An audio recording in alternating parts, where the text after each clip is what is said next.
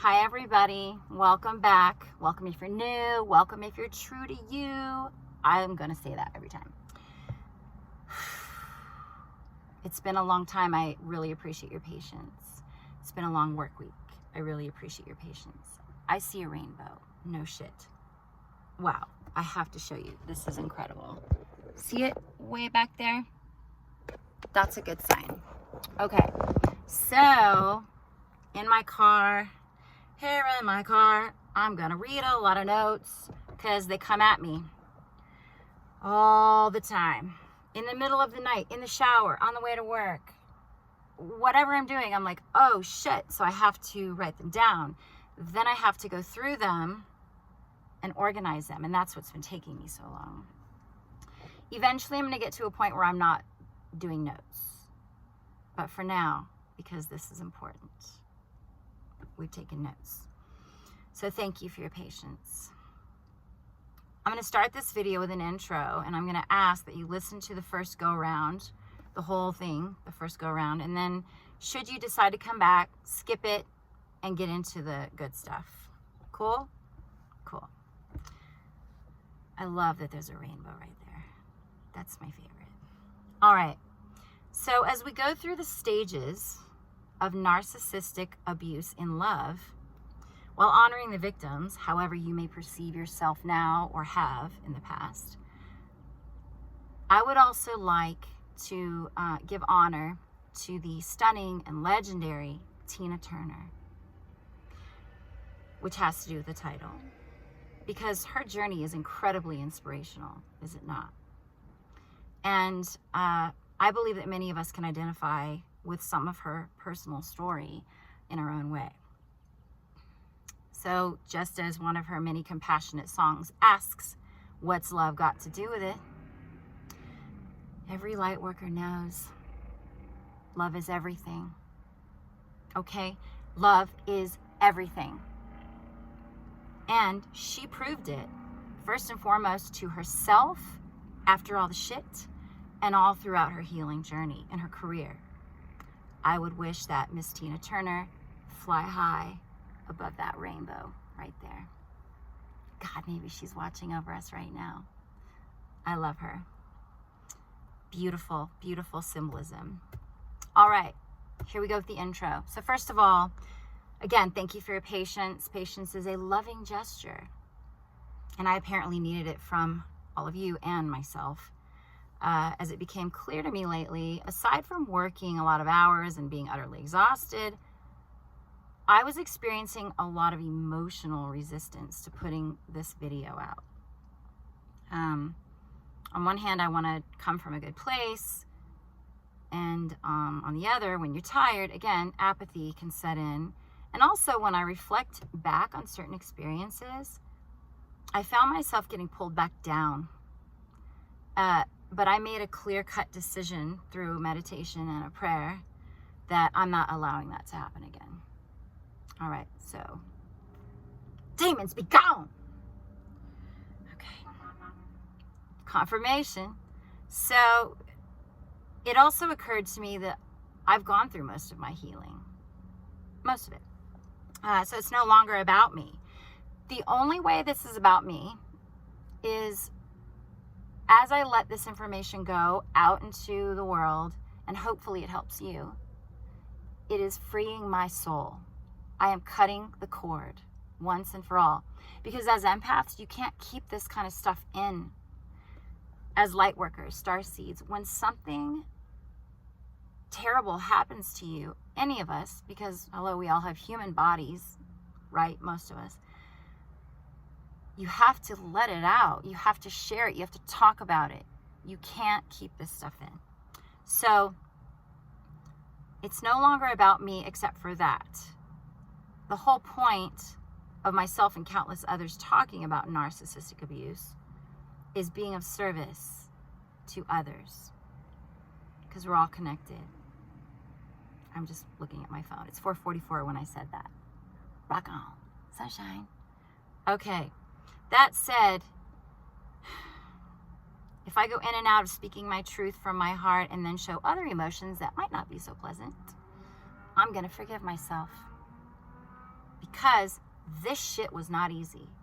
If you're in it right now, if you've just gotten out of it, if it's been 2 months, 2 years, 20 years, it still kind of hits, you know, on occasion. I don't know what that was.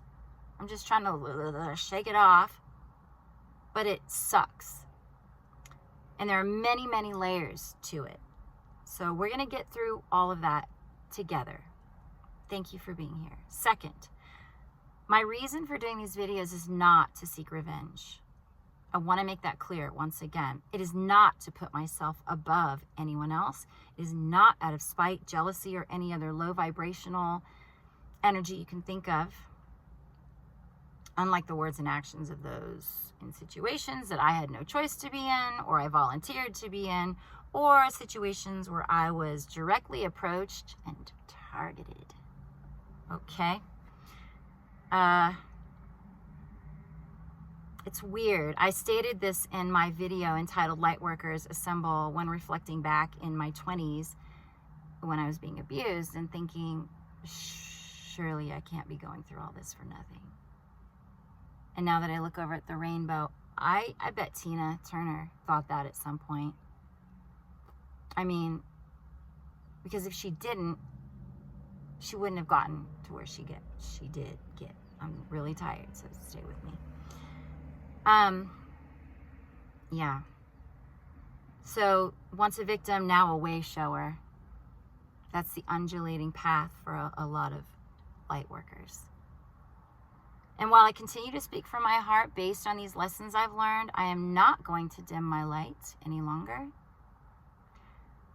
Nothing that I'm about to share with you is based on opinion. I will speak of factual events, yet I will do so with honesty and due respect for everyone involved. And of course, no names. Why would I do that? Also, as hard as I've tried, reflection of these events will bounce back and forth because the intricate spider web that is weaved is very tricky. And it's been really difficult to shake this kind of mind screwing. But it can be done. I do promise you that. I am aware certain emotions will come up. I don't want to trigger anyone like I used to get in a specific relationship that I will be reflecting on. My reactions to my feelings are more grounded now. And while I remain authentic in my message, I ask that we all honor our own feelings. Pause if you need to. Observe your feelings. Process your feelings. Then bless and release. Deep, slow breathing is extremely helpful. Reset the vagus nerve. VAG-US. Us. I have evolved. My heart is no longer broken. It's been healed. The work works. The inner work, it works. And I want to thank everyone in these experiences, whether they realized it or not, for helping me find myself again. All right. If you stick with me on my channel, you're clearly here to face your traumas and heal yourself. And if that's you that I'm speaking to, I thank you for your hard work. As I said, it's not easy. Then you will thank you. Your loved ones will thank you. Keep it steady. Keep that shit up. Okay? Good talk. Third point of the intro. We're almost done. I didn't choose this. Honestly, this seems to have chosen me. This is not what I thought I was gonna do. You know, it was a thing I went through and I did a lot of work, but suddenly I feel like this just chose me. So I didn't initially choose to speak publicly about all my experiences with abuse. However, again, as empaths, we cannot keep this to ourselves, nor should we. Because there are, unfortunately, thousands upon thousands upon thousands of others struggling with the same thing right now. There are wounded healers everywhere. I think we know this as lightworkers, empaths, starseeds, earth angels. And many are in the making, but they don't know it. And that sucks. That's really hard to digest. I don't like that, but it is true. a lot of empaths will struggle with always trying to put their best foot forward, right? But we also know we're allowed to go through the seemingly never-ending wide range of emotions after realizing, oh my God, that just happened to me. What the actual F was that just happened to me? So you go all over the place with your emotions. And this, especially in the name of love. It could be intimate, it could be family, it could be friendship, whatever. Hell, sometimes we want to, I know I did, scream it from the top of a mountain. I got played! As I spat in my Honda. Yeah, I got played. But just know this. It's the narcissist, the abuser, who continues to play themselves. They live in a constant conundrum of deep unhappiness, masking as if they are not. Light workers, empaths, starseeds, etc. will also experience that, like being bummed out and then pretending like we're not, but not for long. We'll go through depression, anxiety, confusion, and ultimately the dark night of the soul. I just cringe because that is no damn joke. Because we're light workers. We work to seek the light. That's what we do. And it kind of follows us everywhere we go. I like that. We don't seek to play around in the darkness like some do. And just know when I say that, the real truth of the matter is everyone has the same potential for self-love. Everyone. It's a choice. But first, you have to face your traumas. Your own stuff. Yo shit. Confirmation. Fourth point, I've given a lot of careful consideration to how I will share some of my own story. My ears are getting hot. With the hope of helping you put the pieces of this highly complicated puzzle of narcissism together for yourself. The conclusion at which I arrived is just be real, which I was all along. Because the lies, deceit, and all the slithery, abusive tactics that are inflicted upon you and the narcissist inflicts upon themselves needs to be talked about. Look around YouTube, it's everywhere. It's quite prevalent in the world. And it's a trap. For them, for you, and wouldn't it be lovely to finally be set free? Rainbow is still there. So you can see by the title, I'm going to talk about the initial phase of narcissistic abuse when being targeted by a love bomber, which will include their prelude to dating you. Love bombing is technically known as the idealization stage. I will link something below. It is a medically reviewed article. It can happen in all kinds of relationships. As I said, I'm going to talk about romantic relationships, though, in this video. So, as I've been learning while healing, I found it so disturbing that what I thought was real love back then was merely a calculated playbook. And if I can offer any consolation to those of you who've also been in a relationship like this, observe for a moment how utterly sad living your life like that must be. Observe that it's not living, it's misery. And the saddest part is they pass it on to others through projection. Most of us know by now that we're all fallible. Narcissists won't admit that, but deep down they know. And what I've learned about love bombing is when someone tries so desperately to have you like them or fall for them, it is straight up codependency. Record scratch, codependency And within that dynamic of codependency comes a whole convoluted mess of behaviors. Behaviors that are toxic, bottom line. Actually, it's crazy making for everyone involved. I recall having several conversations in my last relationship about that. And I came from my heart. I honestly did. As a self-reliant, mostly self-loving woman, because I was still working on myself. I was diligently working on my healing and was coming from a place of non-judgment. Because I could see at the root of codependent behavior are deep insecurities, fear, shame, guilt, any unhealthy emotion you can think of, basically. Yet for some reason, no matter how understanding and loving I was, their stuff constantly got projected onto me. And I bought it for a while. And then if you come from a background of narcissistic abuse already, where you've become accustomed to people pleasing, then you too will demonstrate codependent behaviors, no matter how hard you may try not to. Obviously, none of us would knowingly say, "Let me take your shiny tray of poop now. I love you." Because that's how these traumas are disguised. But hey, we're all fallible, like I said. So if you've ever fallen into a codependent relationship, that simply means that you had things to deal with on your own. It's just how it is. And at that time, I was facing myself. Then I got really distracted.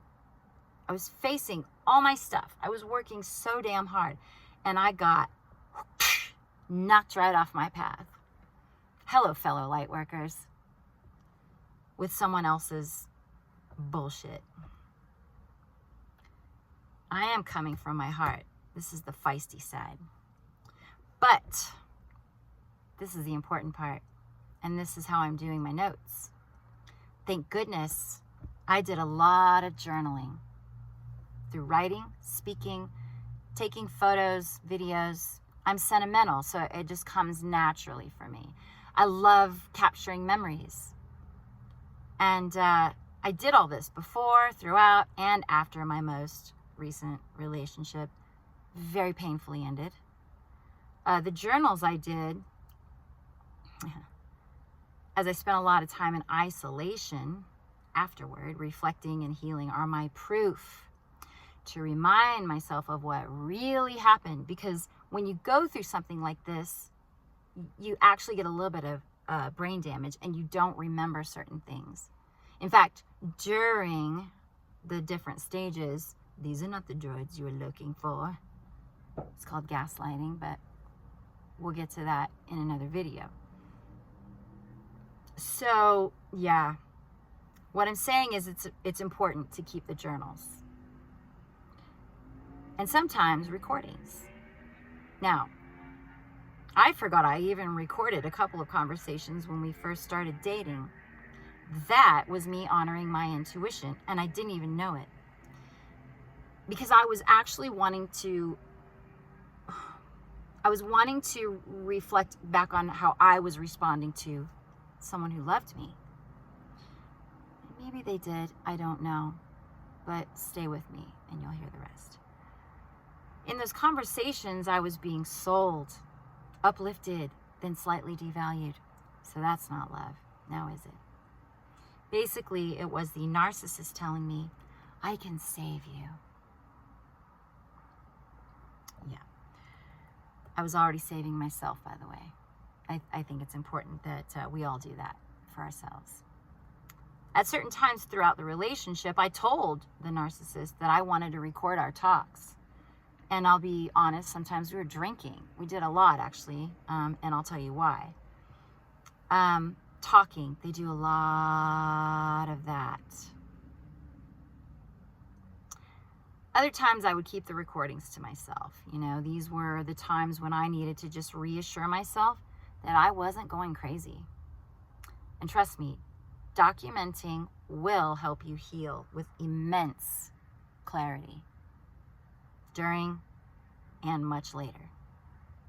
In fact, I recently saw and listened to some of those memories, and I won't lie, I cried. It stung. But I mostly became exhausted all over again from the frustration of hearing it once more. As I said, it's important to see now what you could not see then. This is why keeping journals, documentation, however you prefer, is crucial. There were so many mind games being played by the person that I chose to give my heart to. Why all the mind games? Because these people harbor so much pain inside. And although they might not talk, they might. He actually talked about it on occasion, skimmed the surface. Their constant projections onto you in the meantime will be incredibly intense. And that's what I can see now. Still, I'll do my best to deliver the truth with my heart guiding the way. Because me and my heart have earned our way to this point. Okay. We're almost through the intro. Oh my God. So I see now that codependency basically became nothing but chaotic mind games. And one thing I know for sure is I wasn't playing games. Again, I have proof. I remembered this, but sometimes after the discard, you forget because you're so messed up. My love was real. And I might not have opened up too quickly, but that's the smart thing to do. Take notes, ladies. If you don't know that, no matter how much stuff you hear in the beginning, boundaries. All right. Reset the vagus nerve. So after this painful breakup, at times during my healing, I would get really upset because I would remember the good times and I had the damn memories. And I'd like to believe we both felt them. Unfortunately, the good times were only in the beginning and somewhere toward the early middle part. The love bombing lasted for quite a while though. They would call it wooing. In fact, they spoke that specific word in the beginning of our relationship to a couple that I had known and loved dearly for years, way before this person ever came along. We were out at karaoke one night, right? He looks directly at the husband. Never stop wooing your partner. And I just remembered sitting there and I was like, that's what he does to me. I was told later that night by my person how proud he was for saying that to the husband. I can see now that he was trying to prove that we were somehow the better couple. And I can also see now we were all being triangulated. I'll talk more about that sneaky tactic in another video. Overall, I'm grateful for that lesson. I really am. It wasn't the only one I've endured in matters of the heart, but it will be the last of that kind. And scene. Now, to wrap up the intro, I can see now that every time, I'm getting so heated, wow. I can see now that every time in different situations, I unknowingly became another person's target for revenge in some twisted way. Now, having come out of all that, like so many others, I feel it's my obligation to share what I've learned, like so many are doing, from a more enlightened perspective than I used to have. Because our perception is our reality. And my perception now is I am no longer a victim or survivor. I am a thriver and a way shower. Examining hidden truths for healing to occur. All right, and we all know this, right? We've seen enough of it. Hurt people really do hurt other people. Play that again. Hurt people really do hurt other people.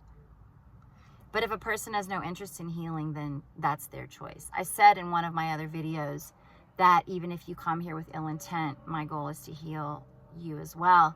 I'd like that. I'd like to believe that. But guess what? I'm not God. You know? So, free will. I say that too. So I took that pressure off myself. And while I'll be addressing narcissism and the stages of its abuse from a personal standpoint, many can see, like I said earlier, this is a broad picture issue all around the world. I personally believe we are not just dealing with people. Remember, our eyes can only see about 5% of the light spectrum. Okay? That's a beautiful bird. That's a dove. Some can see more, but the point is there's a lot that most of us cannot see. There's another dove. I love you. I believe there are those who have made a conscious or unconscious decision to seek power over others due to their unresolved inner woundings, which then puts them in a highly compromised position of having their own vessels manipulated. And I mentioned that in another video. And although the things these people do feel like spiritual attacks, they are not excluded from accountability. We're all accountable for the things that we do. And I'm a slightly potty mouth earth angel, but I'm not perfect. I've made mistakes, never intentionally targeting someone, never doing that, but just being clueless and ending up hurting people. Lots of life lessons, lots. Through my own experiences and observing the world in general, it's clear that narcissists have made a long-term choice for themselves. They've made a deal. So as light workers continue to keep a safe distance, which I pray that you do, we also have to recognize the narcissist's choices and then forgive them. And then ourselves. Yes, we got fooled. And from what I've observed, they are getting fooled also. They are being used and manipulated. Even worse, if you can imagine. Because remember that earlier part. Rewind it if you need to. All it takes is to reflect inward for us to see our own beautiful souls. We all have a light inside of us. We were all born that way, I believe. So for many, they don't want to do that. It's too painful. They don't want to look inward. It's too damn hard, which means they too will continue to be targets. And I say, hopefully they will choose better for themselves one day. Lastly, it was brought to my attention just yesterday that the word light bearer, which I like to use as well, actually relates to Lucifer. Didn't know that. I'm not going to get all biblical. But the biggest trick of the devil was convincing people that he didn't exist. We've all heard that, right? And many years ago during a meditation, I asked, why am I here? My eyes were closed. And in that moment, I saw a black background and these big white letters scrolling, light bearer. And I opened my eyes like, oh shit. Like, that didn't feel good. That was a big deal. I didn't quite know how to receive it, though. And then I closed my eyes again, and I asked the question again. Why am I here? I think this was in 2018. A different word had shown itself this time. Way shower. Same black background, big white letters scrolling. And I opened my eyes and said, what the fuck is a way shower? Because that's how it looks in writing. Let me get that screen. That's how it looks. And then I was quickly and intuitively shown what that word actually means. Oh. I understand now. I was being shown a big picture contrast, a juxtaposition, if you will. I was being shown that I will encounter some who call themselves light bearers, and they will bear false light, and I will fall for their tricks. I will learn lessons as a result, and then I will show the way for others through those experiences. A way shower. Take it or leave it. All I know is I'm not backing down. All right, guess what we're going to do now? We're going to get into the title of the video. It's 29, almost 30 minutes. Holy crap. Now, I'd like to hone in on the precursor stage of being targeted by a love bomber, which began with friendship and then dating. My story mainly includes the backdrop of being a karaoke host. I'm going to cite certain things from that time, as I realized recently it all coincides with a very calculated soundtrack. And I don't know if you've seen all my videos, but in one of them I said, hello, my name is Melody. Everything will be song related.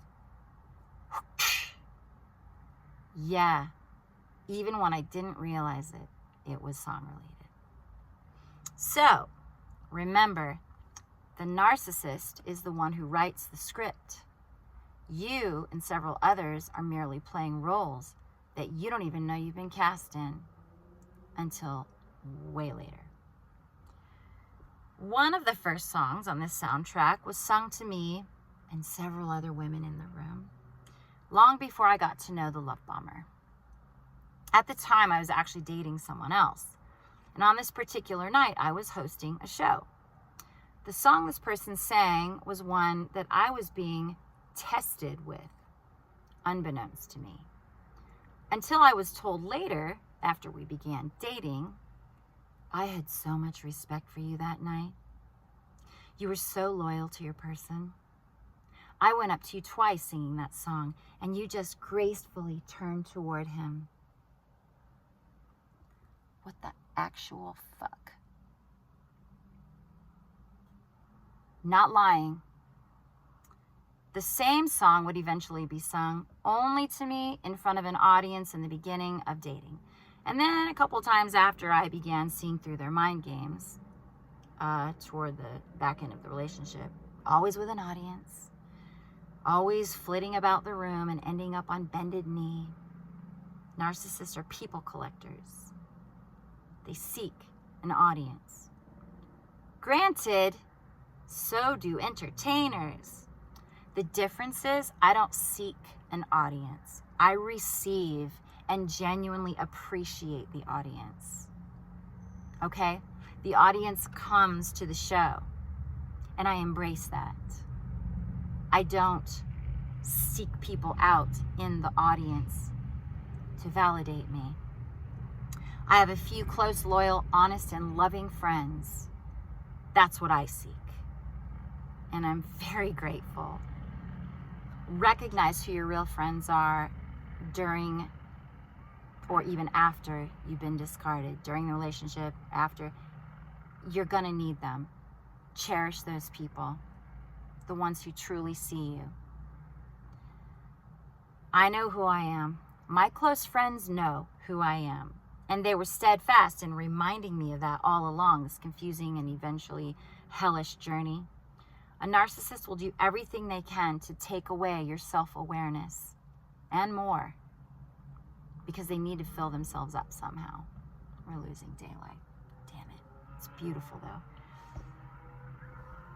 Finally, with regard to this particular song that I will link below, later I would discover they sang that same old standby, once again, no more than a few nights after our painful breakup.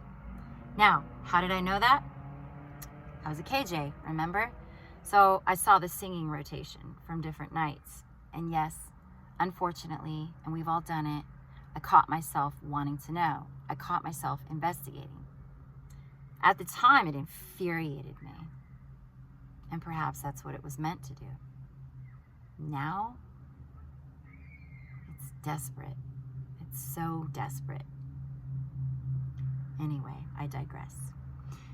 I love doing those shows. I really did. It was so fun. And my favorite thing was to lift the room, to be entertaining, to mix the sound, sing backup harmony with people who were nervous, singing with others who were extremely talented. And you know who you are, and I love you so much. You know, my person sang well too. I loved singing harmony with him. My goal was to create a memorable experience for everyone in the room. I loved that job. I've always been a natural entertainer, so I enjoyed the feedback on how well I did. I enjoyed people who were initially petrified to sing, coming up to me later excitedly saying how I was so supportive of them and they had the best time. Empaths love that kind of validation. We love seeing people shine, do we not? Yes, we do. There's nothing wrong with that. All people like validation on some level. I think it's normal, but it's not always sought in a healthy manner. Side note, I loved wearing cute outfits. They were tasteful and they were an expression of me. But there's a reason I'm mentioning all this, because over time, it all somehow became shameful. Over the course of the relationship, I was nitpicked to the point of exhaustion just for being myself. And people noticed. All right, moving forward. So before I began dating this person, they would come in alone to sing karaoke. Not just when I was working, but I started noticing them more at my shows eventually. And this was about 1.5 years before we became friends.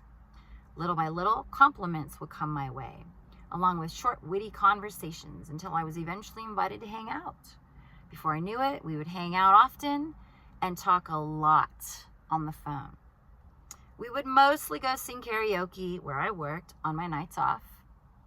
We'd hang out a couple times where they were living.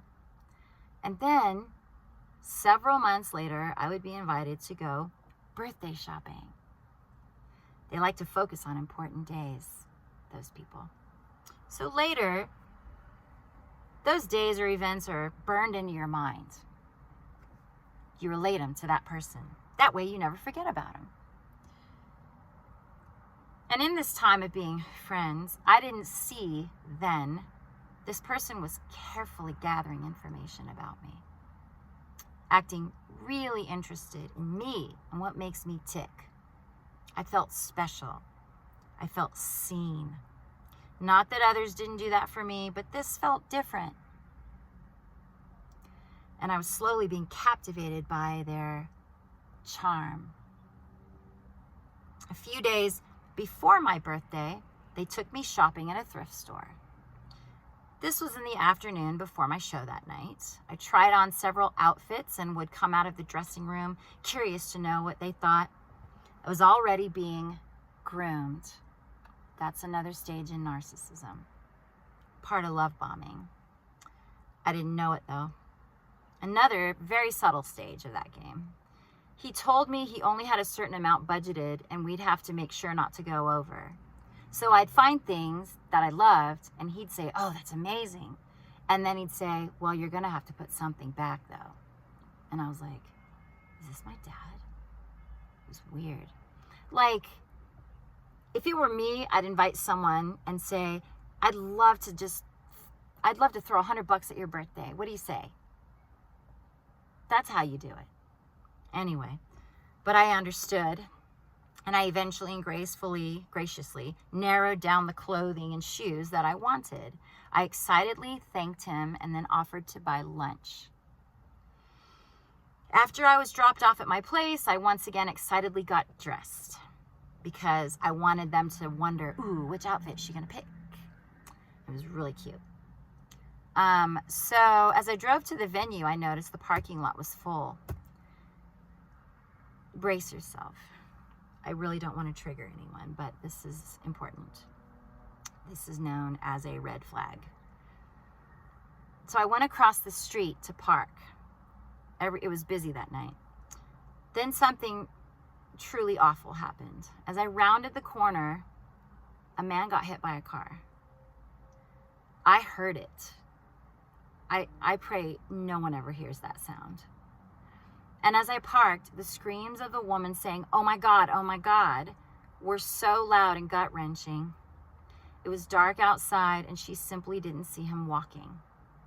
What's equally as terrifying for me is that it could have been me because she was the car right after me. I instantly texted my friend waiting outside, or he was inside, and told him what happened. He texted, oh my God, are you okay? I said, no, I am not okay, but I'm on my way in. And as I started setting up for my show, I went to the table where he was sitting with a small group of people he knew. I was shaking from head to toe while talking about what had just happened. And suddenly, one of the younger girls that he had been cultivating a father-type relationship with said, "Oh my gosh, your outfit's adorable." To which my friend responded, "Yeah, I took her shopping today for her birthday. Doesn't she look great?" And I just froze for a moment and thought, what the fuck? There's a man lying in the street, possibly dying right now. Talk about a major red flag. I remember doing a quick journal that night before the show and saying a prayer for the man and the poor woman who hit him. Everyone else acted like nothing ever happened. Unfreaking believable. Then, on the actual night of my birthday, the actual night, I was invited to go hang out with them and another person, but only after I texted them on my birthday. I was already falling into a spider web, and I didn't know it. I was already getting these weird twinges of jealousy, but I didn't understand why. I was already being manipulated and had no idea. Considering what had just happened a few nights before, and the fact that the whole world was being traumatized by a pandemic, I also didn't realize at the time that we were trauma bonding. That night actually was pretty fun. We all sang karaoke. This person and I sang a couple of love duets. Surely that was planned. And as the night ended, they asked if they could walk me to my car as usual. I should mention, they admitted to me that night they went to this particular place that they didn't usually go to sing because it was very close to where I lived. Granted, our usual place wasn't doing karaoke that night, but looking back, I can see now they had a bigger plan at the end of the night, which did not happen, by the way. As we sat in my car at the end of the night, it rained lightly. That's when I heard the words, "I've been feeling more about you than just a friend." I had been so protective of my heart, as we all should be, in a loving way to ourselves, especially in this world. But since we had been friends for many months, I slowly let my guard down in that moment. We shared a few simple kisses, and I just kept saying, "Thank you, thank you, thank you." I genuinely meant that. Looking back, as narcissists will do, in moments like that, you might now wonder what they must have been thinking. For me, I can imagine it was something like, "Yeah, I got her." Because I didn't make it easy to catch me. I was honoring myself. I wanted the relationship to unfold organically. Go slow, get to know. I had done that before. It's a great motto. But man, all those flowery words, all those selling techniques. When you're a romantic at heart, which I didn't realize until later, but I have a lot of love in here, and you start ignoring that, you start ignoring your intuition, those little twinges like in your solar plexus, and your spidey senses going off, get ready for your biggest lesson. Boundaries. It's bittersweet. Again, I hope I'm not triggering you. I'm just trying to stay lighthearted about something really heavy. So, that was the first major move on this person's part. From then on was the next phase, unbeknownst to me, the actual love bombing. That was the precursor. Now, the actual love bombing. And let me tell you, speed is their greatest weapon. They work to put you in a tailspin of absolute euphoria and gifts and flowery words to get you hooked. They might even sell you on the idea of breaking your personal dating boundaries that you've worked so hard to establish out of self-respect. because their goal is to ensnare you as fast as they can into their charming web or bed in order to get you to confess those 3 special words. They love you. That's when they know they really got your ass. Yeah, that's when their real games begin. So the soundtrack of this scripted story, unbeknownst to me, includes this person singing the song Alone by Heart. I will link that as well. As a KJ, like I said, I enjoyed singing backup harmonies with the person on stage, mostly with their permission, and doing my best to lift the room so everyone else would sing along. It's so fun if you've ever been to a karaoke show that does that.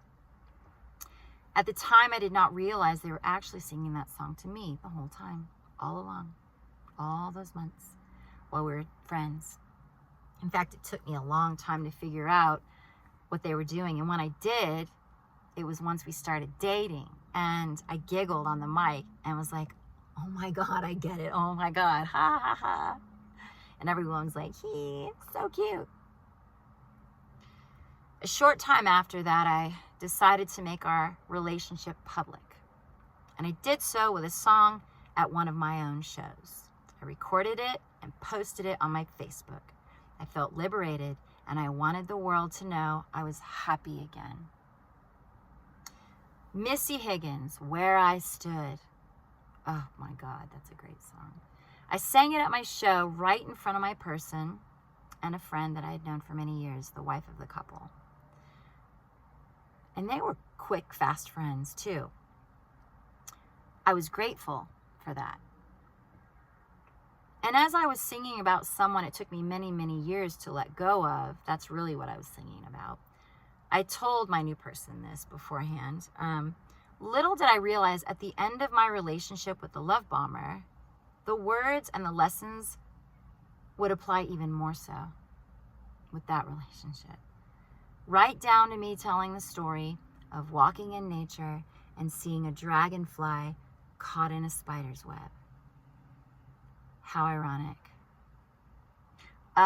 What I found even more ironic, though, is about 2 weeks into our relationship, my newfound person also wanted to sing that song at karaoke. I was very dumbfounded by that because it's not the kind of song you sing when you're in a happy relationship. I burped, excuse me. In fact, they would continue to sing all kinds of help me, I'm drowning in my relationship songs. And I told them that as nice as I could, along with other songs that would eventually raise my suspicions. And I believe now it was meant to be that way. The stage was constantly being set, and now I believe it was coordinated by more than just one person. But that's for a different video.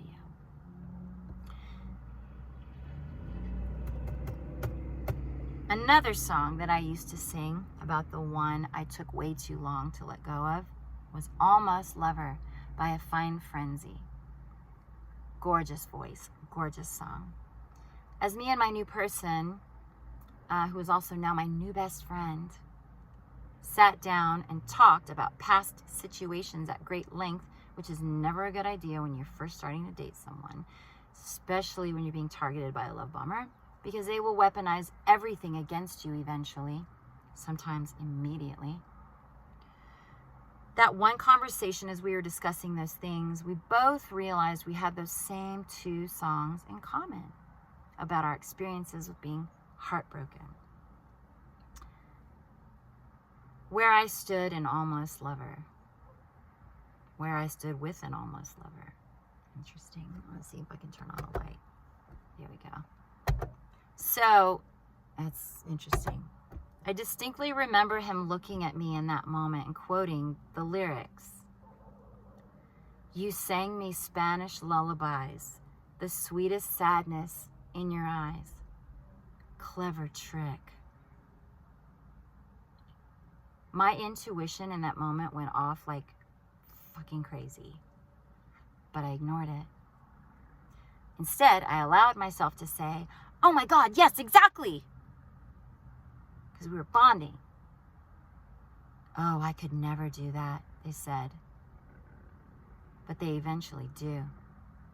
Because their mind games are insidious. I will say, though, in that moment, I silently thought about how this other person, my long past person, didn't sing Spanish lullabies or any songs. And they didn't have sadness in their eyes. At least not when we were together. I showed that person, just like others I've loved, my true heart. And they know that. And nor did the other person move quickly with me or write poetry like the narcissist immediately started doing during that same out-of-town getaway weekend. Again, speed. One bed in the cabin. Spidey senses went off. I just stood there and looked at it. I eventually asked, what would your own kids think? What would you tell your own kids if that happened? Well, I would tell them, no, they shouldn't. But I was an exception. So, anyway, yeah, all that love bombing. We were walking down the street and I reached out to hold hands. Here's another red flag. Suddenly, out of nowhere, he asked about some random person that I had been talking to prior to him. It was a semi kind of fitness friend that I met during the time that the city froze and people needed a place to go. I was inviting as many people as I could, but yeah, so that was it. And I was like, it was no big deal. It was actually annoying. So I just said, let's just part ways. But he kept digging. There's really nothing else to tell, but I'll never forget the eerie feeling that came over my entire body when my newfound love said, well, let's just make sure that never happens again. I shut down so damn quick. It scared the hell out of me, actually. I thought I was having a low blood sugar attack or something before lunch, but no. Every single warning siren was going off inside of me. Your body will talk to you. Your intuition, your physical body will talk to you. It will warn you, but you must listen. I didn't. The narcissist, however, noticed immediately. It's a powerful move to have that much control over another. They asked what was wrong, and I just kept saying after, I think I ate too much and it's just making me really tired. Yeah. Now that I'm thinking about it,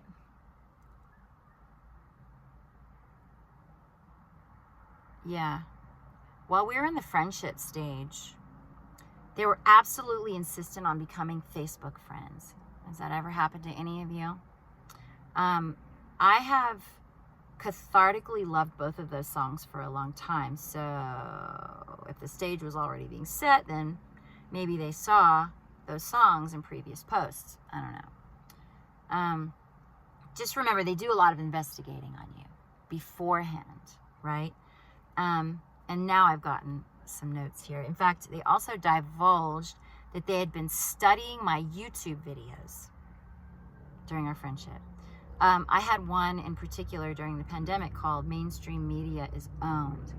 And it is. We all know this, right? It had up to 9.7 thousand views in a very short time. And this person obviously was intrigued by my information gathering and intelligence, my energy, my soul. So they studied me intensely. Also, that was a team effort with my last person. Shout out to them. When the love bombing starts, a narcissist will literally ask you, what do you need from me? Then they'll proceed to take concise notes. Narcissism is a symptom of a bigger disease, a disease of lack of love in the heart, a very hidden, jaded heart. It's a symptom of not addressing the deep emotional pains that you have endured. So what ends up happening is these pains become inflicted onto others. That's how it works. It's kind of like when our government pulls their tried and true problem, reaction, solution bullshit on us, or when Hollywood produces films with foretelling messages that are in plain sight, like the government as well. Because apparently there's a hidden universal law that states these things have to be revealed before they are done to you. Play that again. There's a hidden universal law that states these things have to be revealed before they are done to you. Basically, if you're showing no resistance, if your free will allows it, there's technically no crime against you. What do you need from me? You're basically giving them a playbook. They'll learn everything they can about you before they make their move, and then they mirror you. So essentially you fall in love with a version of you. You think, oh my God, they're my soulmate, my twin flame, which you will pay a big price for later throughout the relationship. Now your heart will get mocked and mistreated.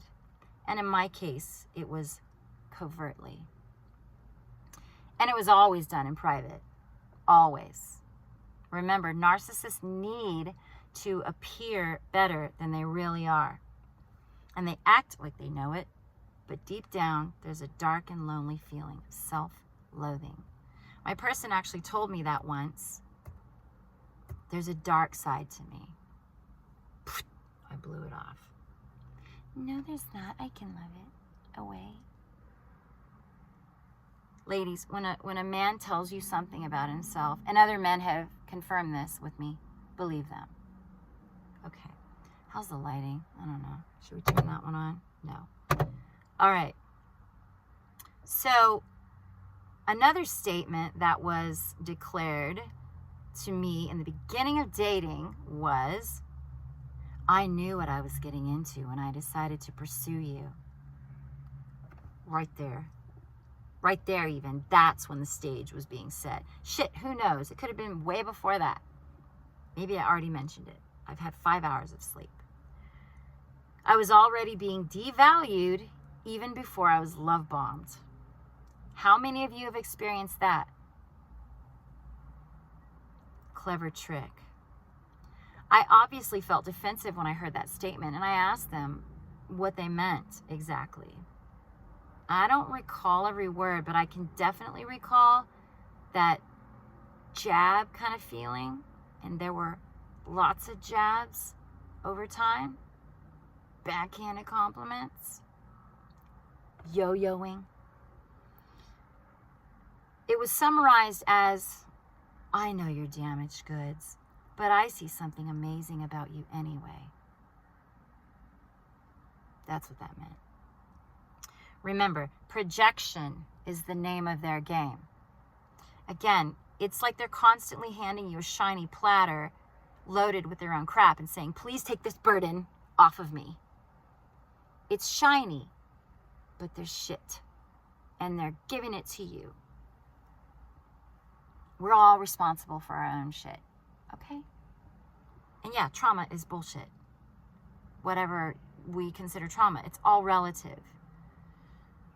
And then there's the phrase that many light workers have heard, nobody will ever love you the way I love you. That was the physically, psychologically, and emotionally abusive relationship I had many, many years ago in my 20s. I was even asked one night, if someone had a gun to your head, who would you choose, me or the kids? I just laughed. I'm like, what? I mean, I love you, but the kids. What? You can always have more kids. Warning, warning. But they are amazing. I love my family. And they're protected. And so it is. So, these insidious, overt and covert mind games are no joke. They will slowly but surely destroy everything you thought you knew about yourself. It's insidious, as I mentioned. But I'm here to remind you of your inner light. I'm here to tell you that even though it seems to keep getting thwarted, you stand up, you see who you truly are, you embrace yourself, you will prevail, you put that shiny fucking coat of armor on, and yes, sometimes the good guys have to wear black. Put a force field around you. Remember, everything's energy. You can do it. Remember, Hollywood, in plain sight. They tell you how to build bombs. Fucking learn how to build a force field around you. Dr. Joe Dispenza, Dr. Bruce Lipton, Greg Braden, shout out. All right. So with reference to the soundtrack of the relationship, that's when I reflected back on the difference between his perception of the song by Missy Higgins and mine. That's when I perceived the difference. Yes, when your heart is guarded and you've been hurt, you should take your time. The difference between me and this person is, like I said earlier, I've never once used my pain to hurt others over and over and over again.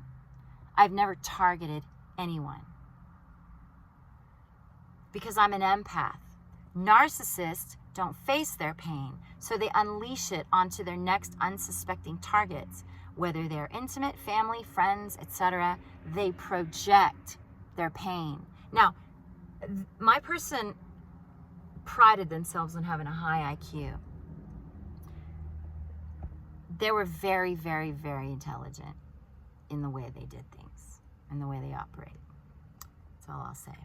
Narcissists are in a lot of pain deep inside, and instead of facing it, instead of seeking to heal their inner light, like we all have within us, they look outward and constantly seek validation and light from others. Again, we all have enjoyment of some level of validation, but narcissists will steal energy from others while lifting you. This is what happened to me. My energy was stolen while I was being lifted. How the hell do you do that? The empath will leave you better than they found you, or they'll try, which I did. Again, proof. Lots of it. Unless, of course, you corner them. And then at some point they have no choice but to defend themselves and might make an ass of themselves. But they'll humble you a little bit. The narcissist, the abuser. By the way, the one that made me choose between him and the kids, they cower around me now. I've earned my way to this point. And although this whole humbling thing might not be shown to others, still it will be detected by those more discerning. People are not dumb. That's what I'm saying, right? Right. You know, it's interesting how these realizations keep popping up as you heal. It's like your brain's getting back on track. Back in the middle of the night, in the shower, in the car, on the toilet, whatever. We all do it.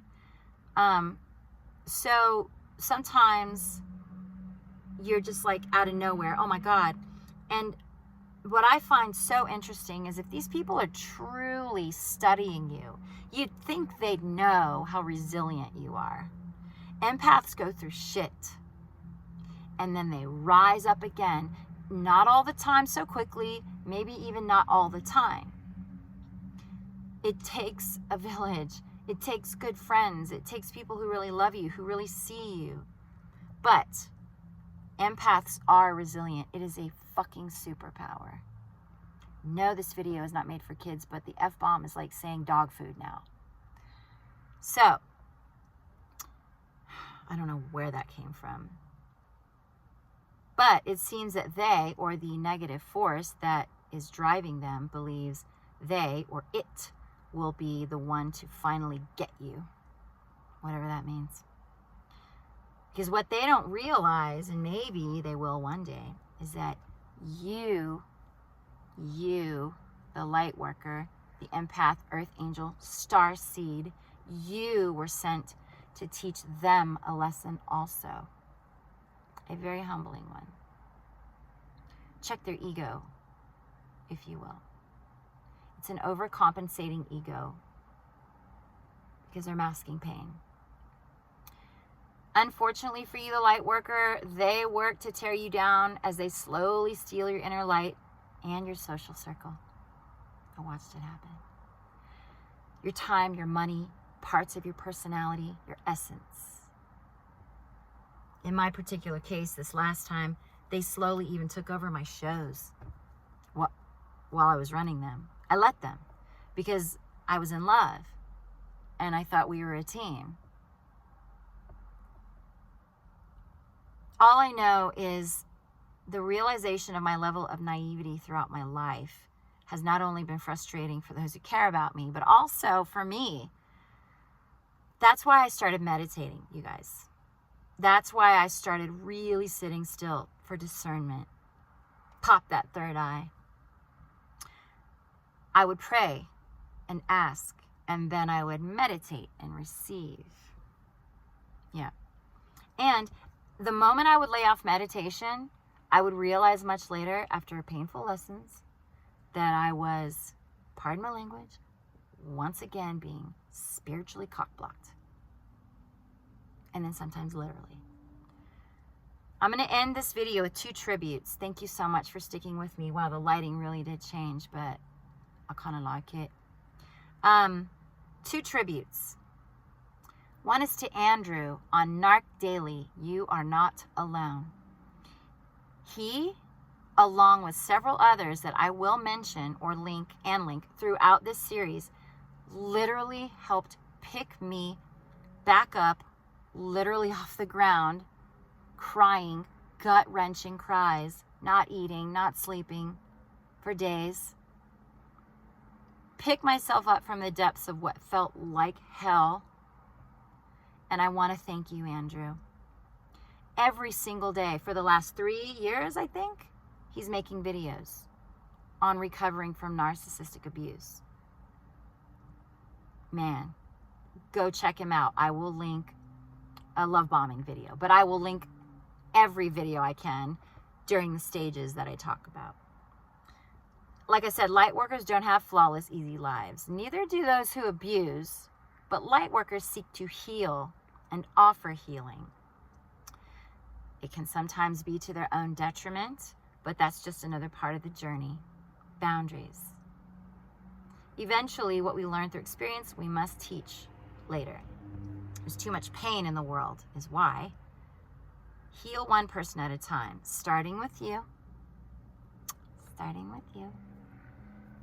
It's only a matter of time that we will see a beautiful world. I'm dreaming. Dream with me. The second tribute to end the video is to David Icke. Now, he's a man who's been busting through this matrix for most of his life. I will link a couple of videos below. And when talking about the greedy ones in power, people, I quote, he says, people who seek control are extremely insecure.